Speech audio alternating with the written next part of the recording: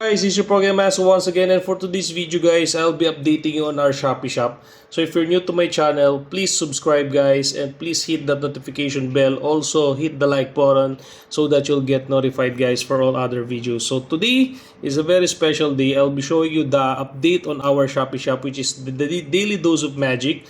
So we have a Shopee shop guys, and we already posted 45 items as you can see here, and we already sold 4 items. So of course, the first item that we sold is the PG Illustration Rare, which we sold for 46 ringgit. You can see that in our previous video, our first item sold in just 1 week. And then also, we're very lucky on the next week, we sold the Magic the Gathering Lord of the Rings set, 39 pieces for 59 ringgit. And then for the third item guys is the basic Lancet. This one cheap only, but it's really nice to see a progressive update on our, in our Shopee shop. In every week we are selling at least one item, and I'm very happy for that. It's not a big something to brag about, but it's really nice to see that our shop is selling some items. So our last item that was sold is the Chiwex Special Illustration Rare. So this one is my most expensive cards right now. So this one is sold for 100 ringgit for this one special card only. Okay, so but now guys, it's very special day because I will announce that we already level up. So I decided to level up our Shopee shop. So I bought a lot of Korean booster box guys from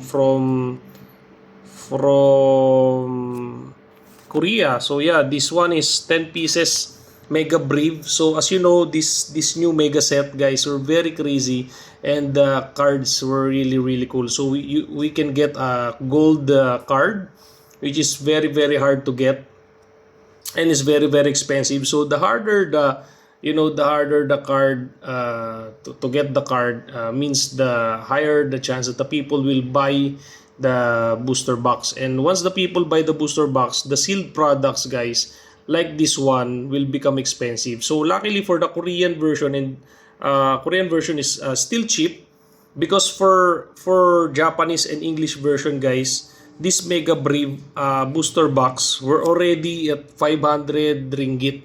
But this one I only bought this for 120 ringgit. That's why 125 ringgit. So we buy 10. That's why our total here is 1,273. So that one is a big money, but yeah, we are risking our money here because I believe that this will be the new meta. This will be the new meta for for Pokemon, because the English set and the Japanese set is super expensive, and nobody will buy that.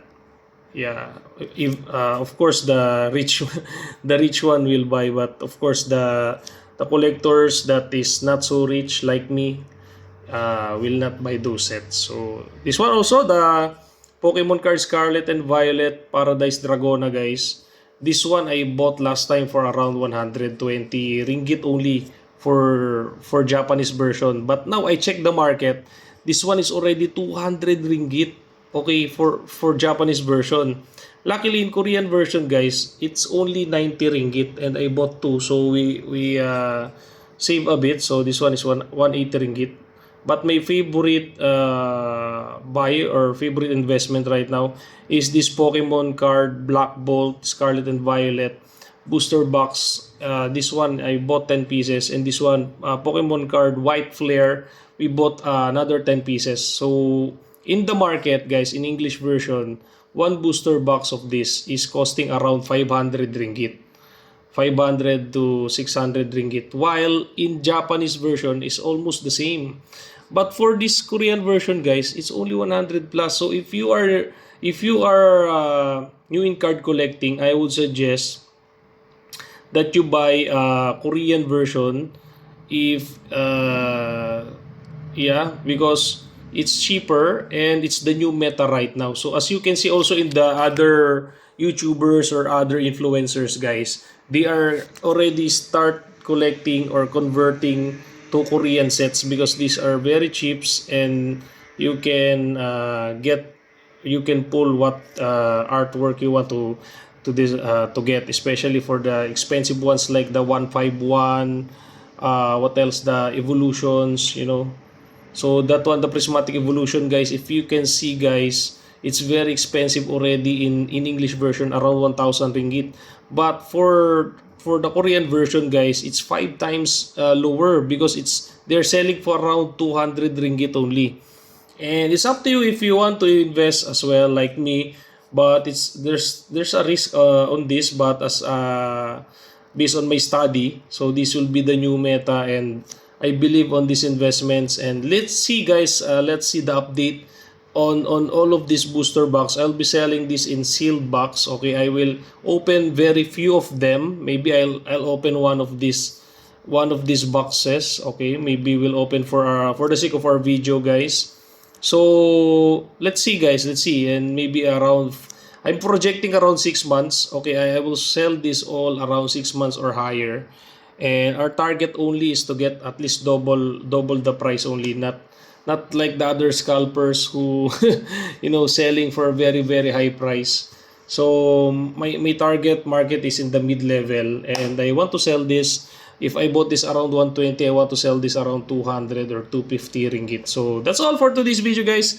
Thank you so much. I'm so excited to update you on that. And hopefully, guys, you can support me more. So we'll get be notified. You'll get be monetized. And once we are monetized, we'll be giving away more of these Pokemon products to all of you who support me along the way in this journey, starting from from last year up to date. So I'm really thankful to all of you guys who still watching our videos, and hopefully, yeah, I can also learn to edit because I'm really not good in editing. So I think that's all for today's video, guys. God bless and see you next time. Say thank you, guys.